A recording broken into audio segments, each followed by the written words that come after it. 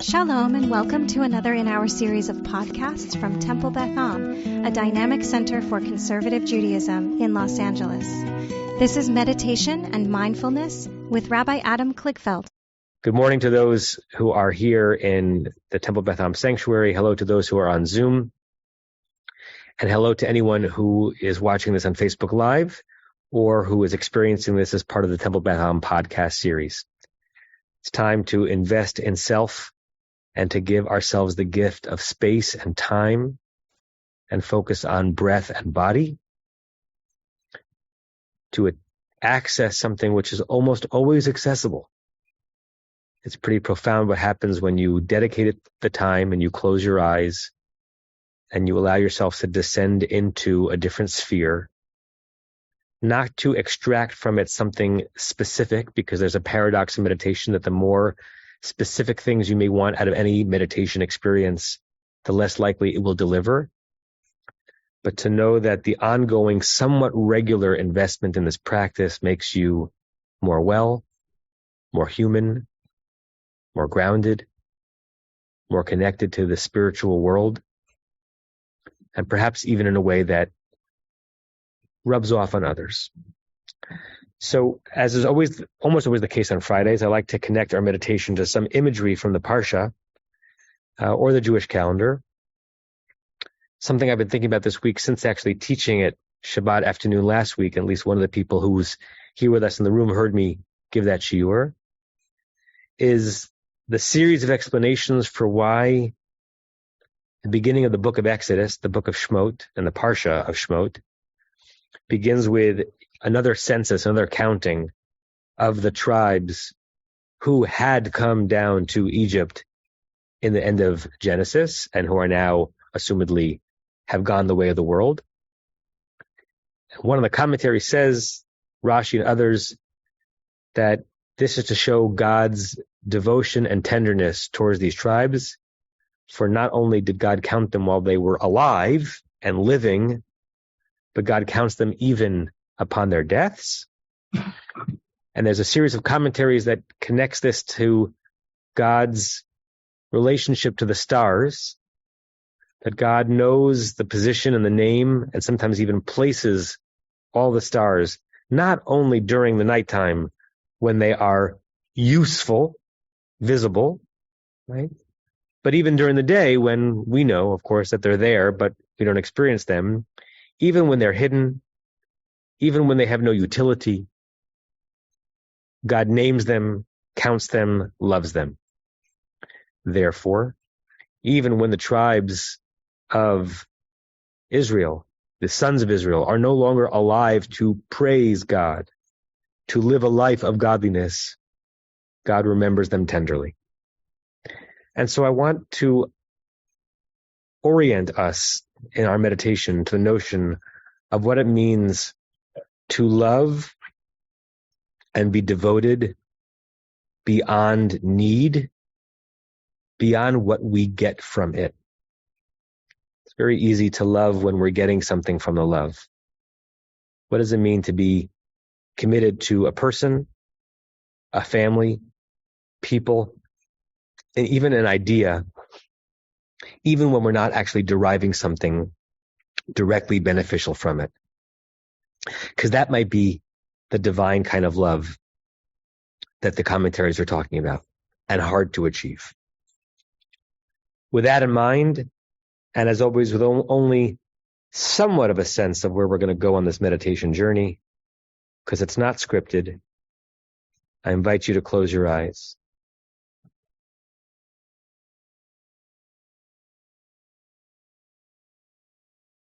I want you to invite the beginnings of a transformation as the very simple act of placing a thin lid over your eyes brings you into a different room, a womb. And you close your eyes not for slumber, but for a different reawakening.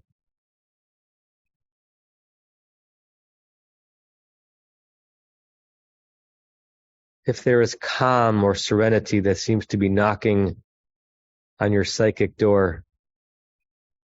Let it in. Let it be with you and pervade at least these moments. Your stresses and anxieties and to-do lists will be waiting for you on the other end. Make this an impenetrable zone of wellness.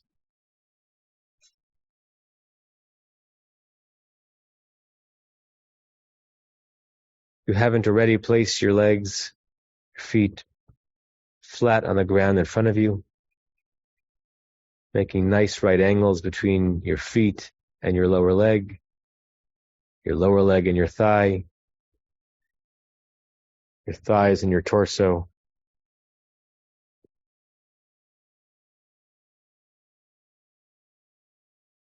And place your hands on your legs in front of you, either palms down, so you're embracing yourself, or palms up, which is a stance of openness and acceptance for what may come.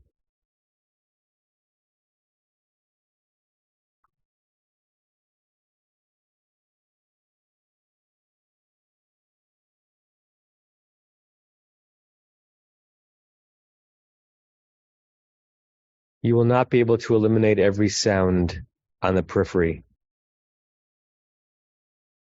but you can push them to the periphery of your consciousness, so that within the whirring of a motor, the honk of a horn, the chirp of a bird, the activity in the room next door, within all that is a cocoon where your mind is silent, even if your ears are taking in stimuli.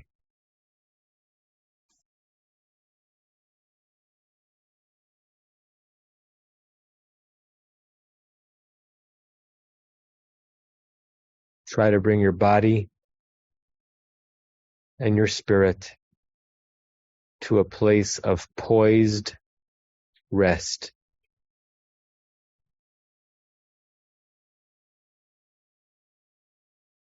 Very wakeful, very alert, very alive, very present, and very much at ease and okay and well.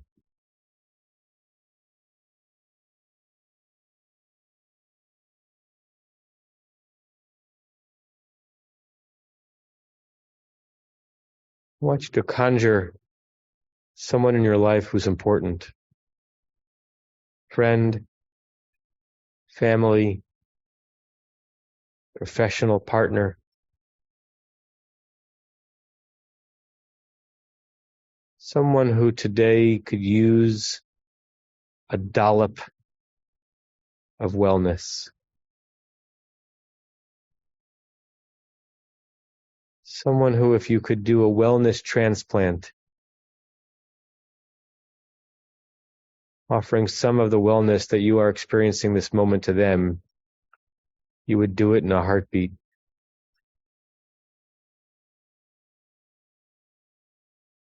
I want you to bring that person right in front of your mind's eye. See that person in 3 dimensions or even 4. The dimension of personal and emotional presence beyond what they actually look like.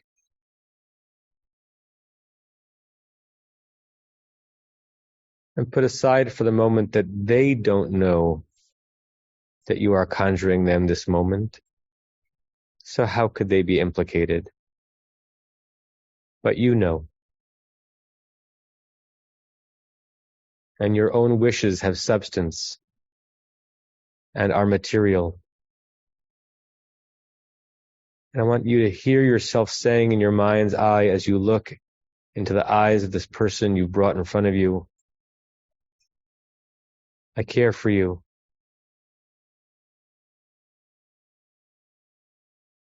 You are dear to me.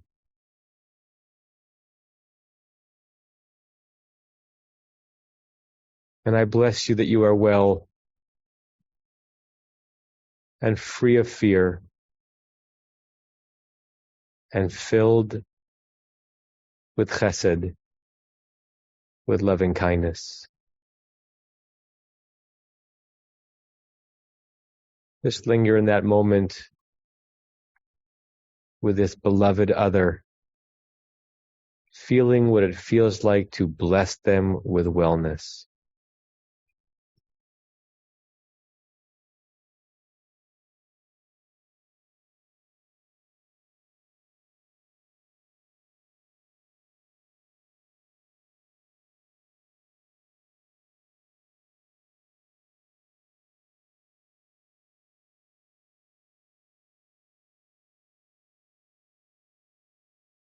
I want you to focus your mind on the parts of us, the parts of you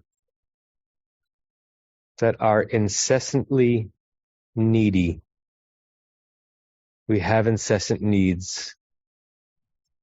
Food, hydration, rest, entertainment, pleasure, stuff, to be seen, to be embraced, to feel wanted.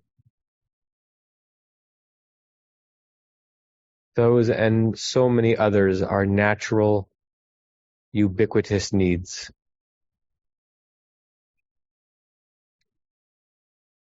And I want you to place that on one side of your mind as you move your mind to another part of you. There is a part of you that needs nothing.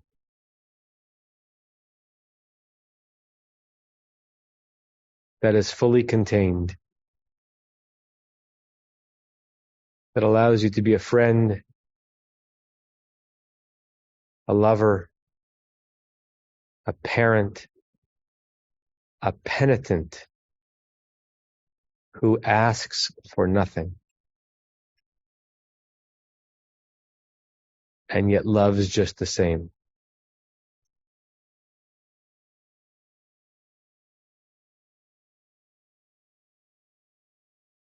Find that part of you that knows that you have enough, that knows that you can go through the rest of this day and this upcoming Shabbat asking for nothing from anyone, including from God, and that you would still be okay and well. The part of you that knows that the divine spark in you allows you to inhabit that peace of God that is sufficient. Shaddai, Shaddai, that is elementally enough, that lacks nothing, and so can love with no strings attached.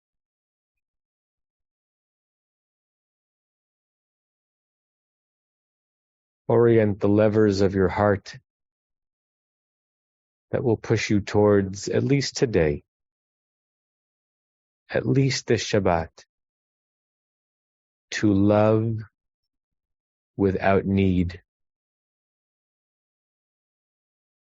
to love without lack, to love without begging, to give all the people that you love the blessing of being loved by someone who needs nothing from them.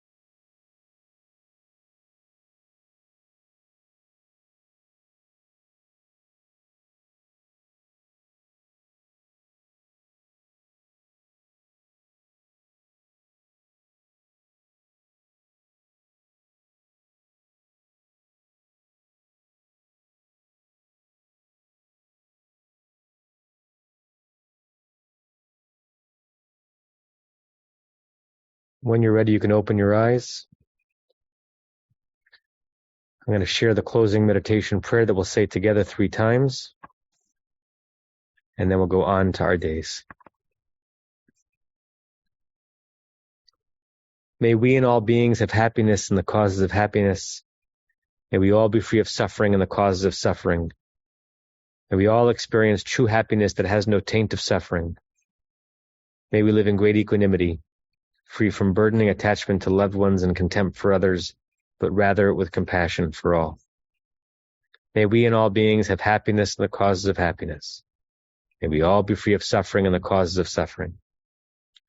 May we all experience true happiness that has no taint of suffering. May we live in great equanimity, free from burdening attachment to loved ones and contempt for others, but rather with compassion for all.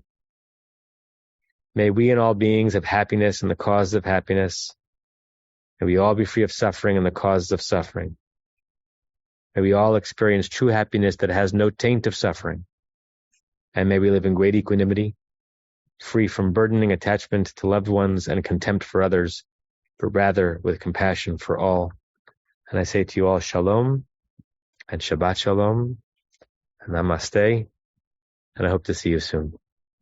You have been listening to another in our series of podcasts from Temple Beth Am, a dynamic center for conservative Judaism in Los Angeles. If you enjoy these podcasts, we invite you to write a review on the Apple Podcast site or wherever you get your podcasts. For more information about Temple Beth Am Los Angeles, go to tbala.org.